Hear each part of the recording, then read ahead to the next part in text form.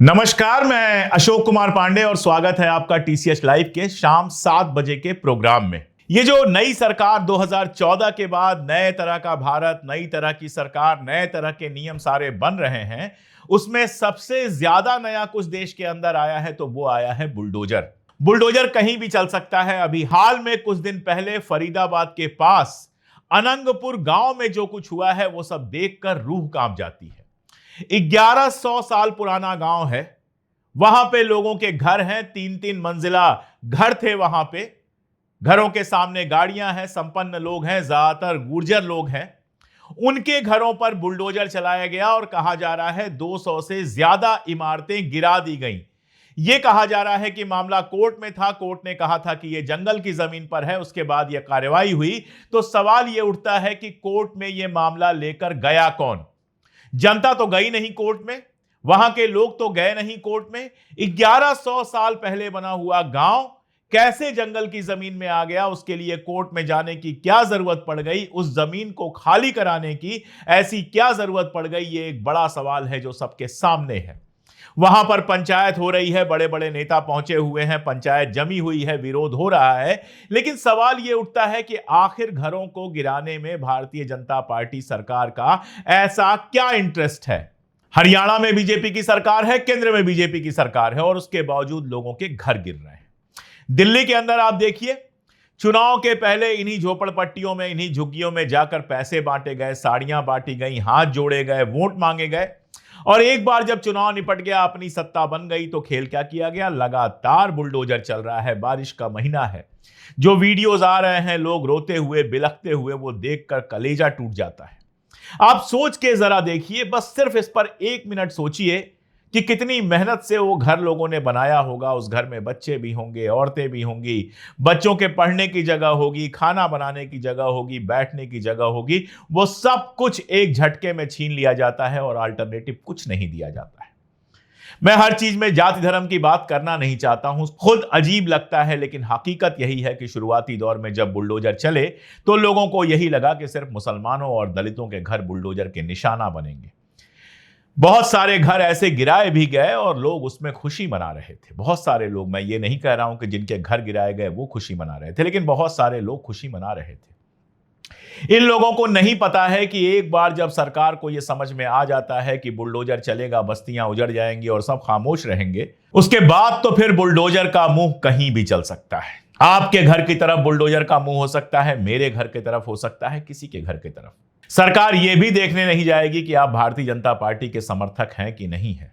जो बुलडोजर चला था, कई वीडियोस आए जिसमें महिलाएं कह रही हैं कि हम भाजपा के कट्टर समर्थक थे, हमने तो भाजपा को ही वोट दिया था और हमारा ही घर गिराया जा रहा है। दूसरों के घरों के गिरने पर जो खुशियां मनाएंगे, कल उनके घर का नंबर आएगा। राहत इंदौरी का वो शेर उनके जाने के बाद बहुत ज्यादा मकबूल हो गया है।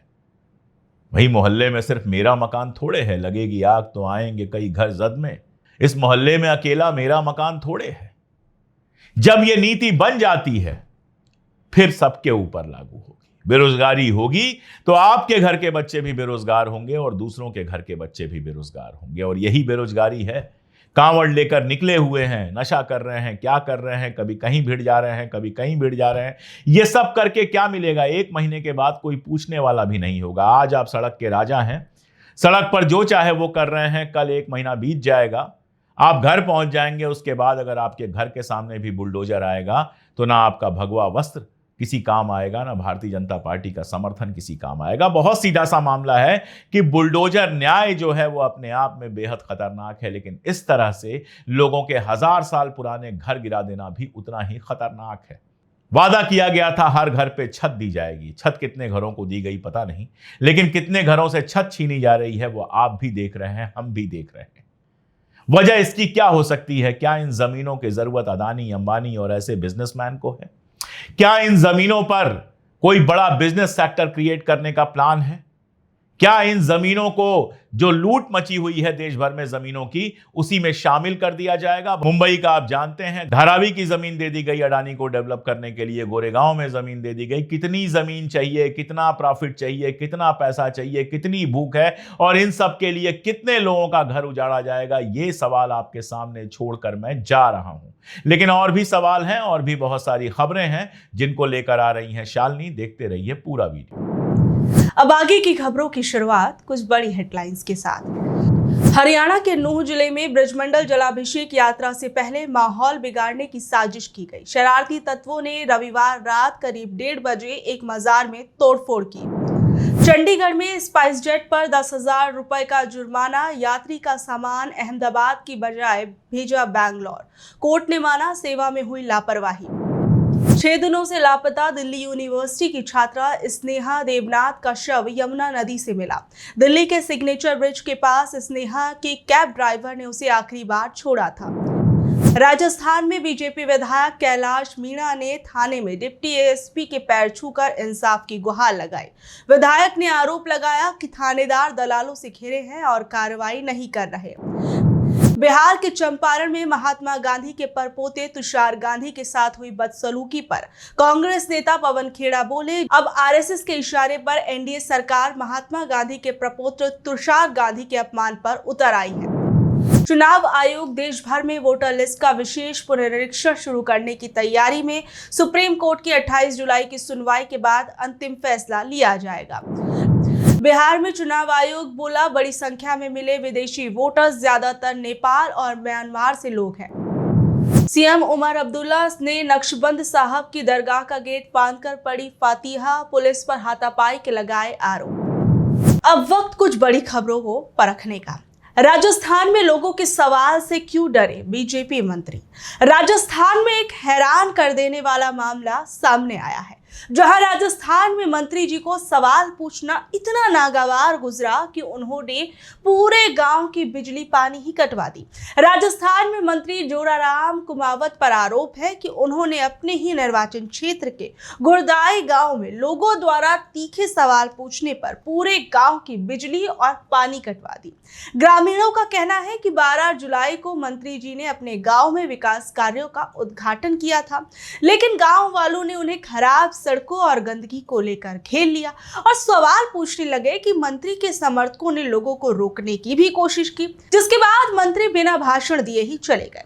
अगले ही दिन 13 जुलाई को बिजली और जल विभाग के अधिकारियों ने कथित तौर पर मंत्री के कहने पर गांव की बिजली और पानी काट दी। और एक वायरल वीडियो में गांव के एक निवासी और पेशे से वकील किरण कुमार मीणा ने बताया कि उन्होंने मंत्री से स्कूल की टपकती छत और पक्की सड़क न होने जैसी समस्याओं के बारे में बताया था, लेकिन मंत्री ने उनकी एक ना सुनी और इसे राजनीतिक रंग दे दिया।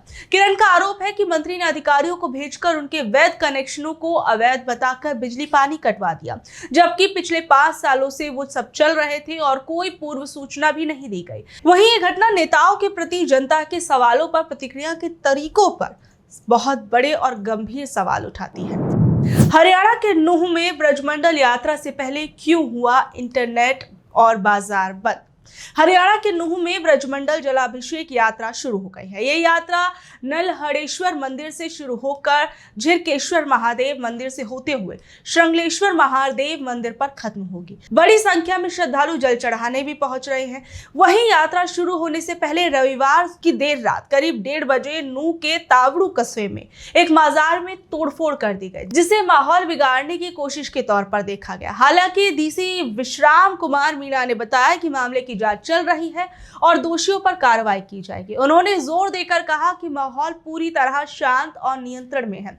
गौरतलब है कि 2023 में भी इस यात्रा के दौरान हिंसा हुई थी, जिसमें 7 लोग मारे गए थे, जबकि 2024 में यात्रा कड़ी सुरक्षा के बीच शांतिपूर्ण ढंग से संपन्न कराने की कोशिश की गई थी। वहीं इस बार जिस तरीके से ये मजार पर हमला करने की कोशिश की गई, तो क्या इस यात्रा को बिगाड़ने की कोशिश कुछ शरारती तत्व कर रहे थे? कंगना रनौत के आगे घुटने पर बैठकर फरियाद करने को क्यों मजबूर हुआ बुजुर्ग। कंगना रनौत से एक बुजुर्ग अपनी समस्या का समाधान चाहता था, लेकिन सांसद महोदया ने कह दिया कि ये मुख्यमंत्री का काम है, उन्हीं से करवाएं।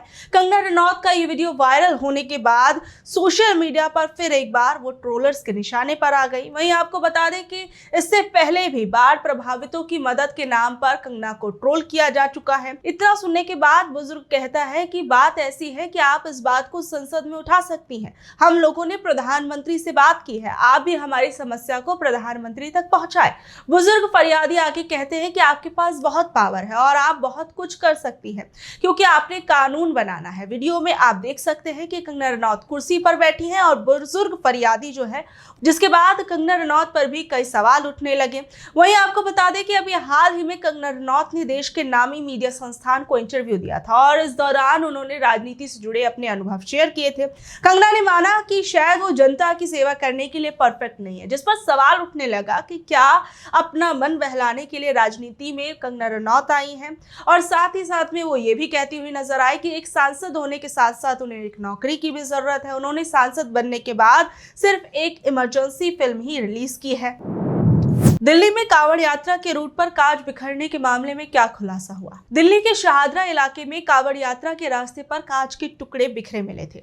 बीजेपी विधायक कपिल मिश्रा ने इसे शरारती तत्वों की हरकत बताया और पुलिस ने एफआईआर दर्ज कर ली। कपिल मिश्रा ने 12 जुलाई की रात बताया था कि शाहदरा में लगभग 1 किलोमीटर तक कांच के टुकड़े बिखेर दिए गए हैं और पीडब्ल्यूडी और निगम के कर्मचारियों ने सड़क को साफ किया। स्थानीय विधायक संजय गोयल और मुख्यमंत्री रेखा गुप्ता ने भी घटना को संज्ञान में लिया।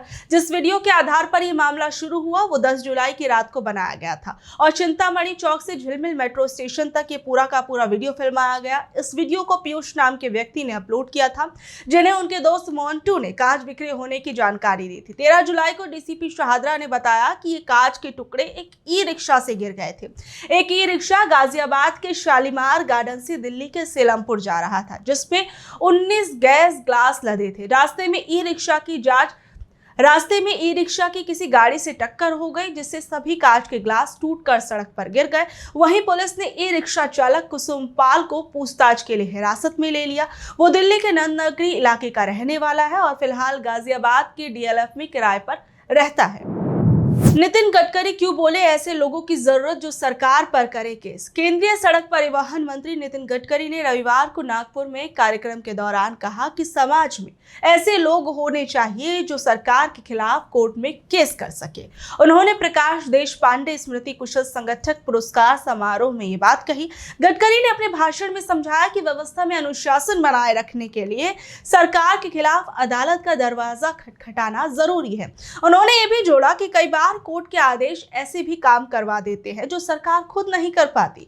समाज में कुछ लोगों को सरकार के खिलाफ अदालत में याचिकाएं दाखिल करनी चाहिए। इसमें नेताओं और सिस्टम में अनुशासन आता है। ऐसा इसलिए क्योंकि जनता को लुभाने की राजनीति नेताओं और मंत्रियों के आड़े आती है और वो जनहित में कदम नहीं उठा पाते। इस दौरान उन्होंने ऐसे कई लोगों के उदाहरण भी दिए जिन्होंने सरकार के खिलाफ ही किसी मामले में अर्जी दाखिल की थी। गडकरी ने इस मौके पर कुशल संगठन के रूप में सम्मानित लोगों की सराहना करते हुए कहा कि इन लोगों ने सरकार के खिलाफ कई कानूनी लड़ाइयां लड़ी और उन्होंने कहा कि समाज में ऐसे जागरूक और जुझारू लोगों की मौजूदगी जरूरी है जो सिस्टम की गलतियों को उजागर करें और जनता के हित में कदम उठाएं।